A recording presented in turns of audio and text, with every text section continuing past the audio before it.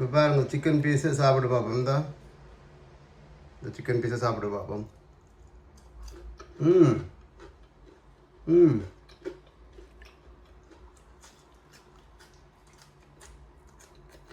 சூப்பராக இருக்குது. அதுவும் நல்ல கிரஞ்சியாகவும் இருக்குது. அது வந்து பச்சை வெங்காயத்தோட சாப்பிட்றாங்க இன்னொரு படி மேலே சூப்பராக இருக்குது. எல்லாரும் வடிவாக செய்து சாப்பிடுங்க. ம்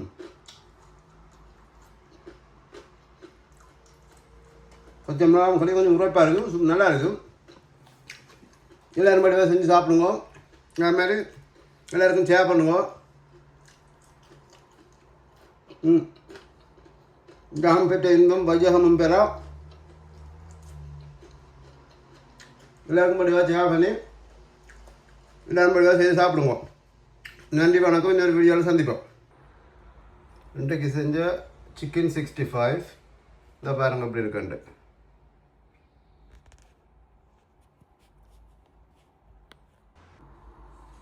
வாங்கோ நண்பர்களே, இன்றைக்கு சிக்கனில் ஒரு சிக்கன் 65 செய்வோம். பாருங்கள், அதுக்கு வெட்டி வச்ச சிக்கன் சின்ன வெட்டி இருக்குது. ஓகே, இதில் பீஸில் வெட்டிட்டு தான் சிக்கன் 65 செய்வோம். சிக்கன் 65க்கு என்னென்ன மசாலா போடணுன்றதை இந்த வீடியோக்கு அப்படியே அப்படியே பார்த்துக்கொண்டு பாருங்கள். என்னென்ன மசாலா போட்டு என்ன செய்கிறன்றது இந்த வீடியோவில் காட்டியிருக்கேன். ஓகே, இதுக்கு கொஞ்சம் அளவாக தூள் உப்பு போடுங்க. தேவையான அளவு உப்பு, ஒரு கொஞ்சமாக எங்கள்ட ஜெஃப்னா கறி பவுடர் கணக்க போடாமல் ஒரு கொஞ்சம் உரைப்புக்கு ஏற்ற மாதிரி கொஞ்சமாக போடணும். காசை உரைக்கக்கூடாது. சொட்டு அஜினோமோட்டோ, அதோடு சேர்த்து ஒரு கரண்டி ஜிஞ்சர் அண்ட் கார்லிக் பேஸ்ட், அதை சேர்த்து கொஞ்சம் மிளகு, அவ்வளோ செய்து கொஞ்சம் இந்த கஸ்தூரி மெத்தி என்று சொல்கிறது என்னென்று சொல்கிறோன்னா அதை இந்த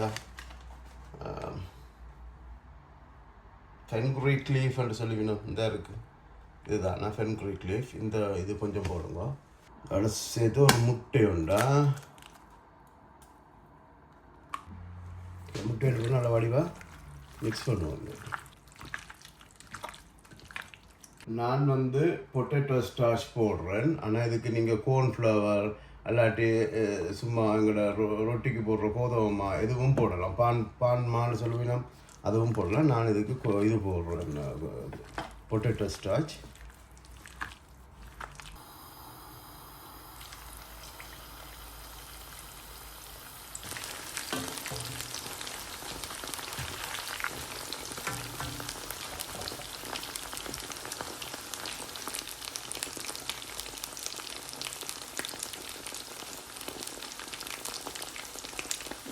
இந்த பாருங்க, இது வந்து இந்த ஒரு கலரில் வர எடுக்கணும், கோல்டன் ப்ரௌனில் வரணும்னா. சிக்கன் 65 கடையில் சாப்பிட்டா ரெட் கலராக இருக்கும், இங்கே கோல்டன் ப்ரௌனில் வருதுன்னு யோசிக்காதீங்க. அங்கே கலர் போடுவாங்க ரெஸ்டாரண்ட்டில், நாங்கள் கலர் போட இல்லை, அதுதான் வித்தியாசம்.